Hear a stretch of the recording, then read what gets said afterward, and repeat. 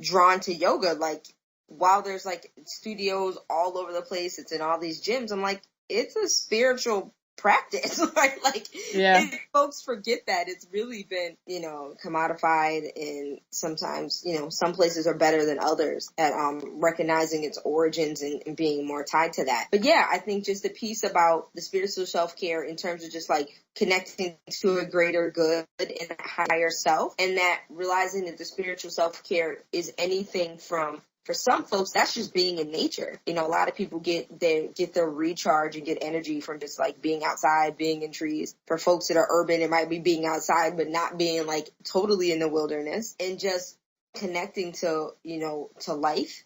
And then the other piece about, for some folks around being in a religious community also is about our need as humans for ritual, that we need it because it connects us better to ourselves, and just that it connects us to others. And I think that's a huge piece around people needing those communities, and then being able to realize that, seeking that out, but through a self-care lens, like you said, is about making sure that, like, I need to be able to show up as I am, and I can't go into something and be like, okay, so they've now told me everything with me is wrong, and I need to be this other person in order to be accepted. And it's like, well, stopping and asking that question, like, is this honoring my higher self? Is this coming from a place of love? Like, it's not. It may not be the space for me, but it doesn't mean that door is closed entirely, that there's somewhere else that may fit for you, or some other group that may fit for you, and not just in the brick and mortar sense of like a church or a synagogue or a mosque. But there's so many ways for us to connect with each other and connect with,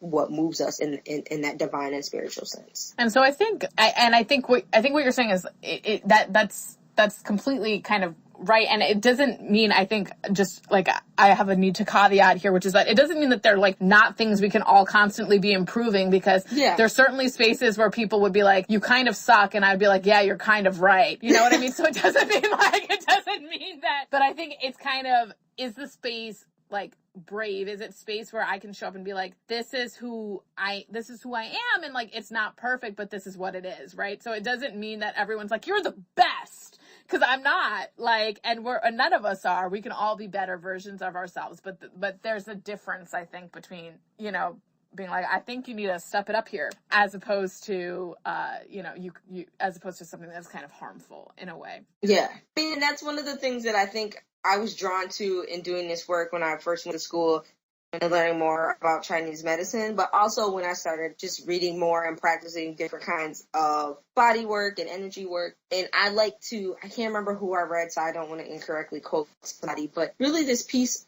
around us being perfectly imperfect. And so, I'll say it to my wife, I'll say it to folks, it's just like, you're perfectly imperfect. I'm perfectly imperfect. Like, I'm perfectly imperfect me. And so that doesn't mean that I don't strive for other things that I may want, but it's not saying that I'm less than and not worthy of blank. And so accepting yourself for where you're at, and also being like, yes, there's areas that might need more love, it might need to be nurtured more, it might need improvement. And just kind of coming to yourself with where you're at. In the body, like, that's one of the things that was so cool when I was in massage school that I just loved, when I was learning about, homeostasis, is just the fact that our body is constantly tweaking and adjusting things. It's never going to be 100% perfect, but it's keep striving for homeostasis and making sure that our temperature is right, that the hormone levels are right, that the blood oxygen level is right.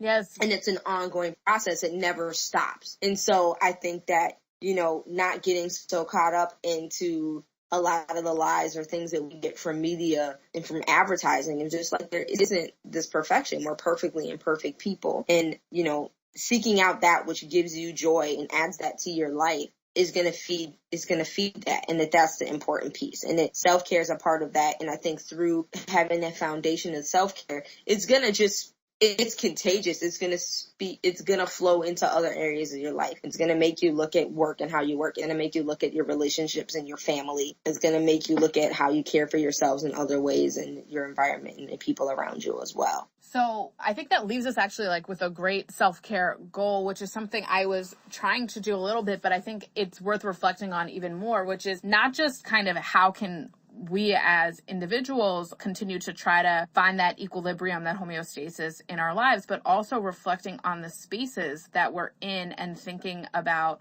whether that's at work or at home or at school or in religious communities or, you know, book club, whatever, wherever we are, wherever we enter, kind of what, like, I don't know that I've ever sat down and really thought about, like, what do I need from each of these spaces to feel cared for? And of course, like, I'm not suggesting that everyone draws up a list to demand of their employer, right? Like, this would be my perfect workplace. But I think knowing what that would look like is so beneficial because you can start to move towards it. Mm-hmm. So, you know, I think it becomes really hard to have a conversation with a spouse, for example, about why they're not fulfilling your needs for self-care if you don't know what it is that you would want from that, you know, relationship, from that home environment, from that space. And so I think maybe that can be our shared self-goal based on what you've said. Okay. Is as a reflection, I can invite our listeners to join us in kind of thinking about, in the different spaces that we're in and also in the different components of our lives, both how can we improve and also what would we want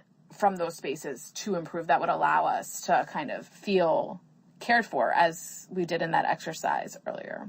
So thank you so much for joining us. Yeah, thank you so much. One, I guess, kind of quick last things as people are exploring their self-care that I always like to just remind folks of is just like, let things evolve. So like, as you're trying out new things, new modalities, new exercises, new routines for yourself, don't let something that's supposed to be healing make you feel like bound in stress, except not knowing. I have to say this to myself all the time, just a piece around feeling like, oh, this has to be perfect. I need to make sure I'm doing this Qigong exercise perfect or I won't do it at all. So just like practice this with curiosity and have compassion for yourself and just relinquish the need to be an expert.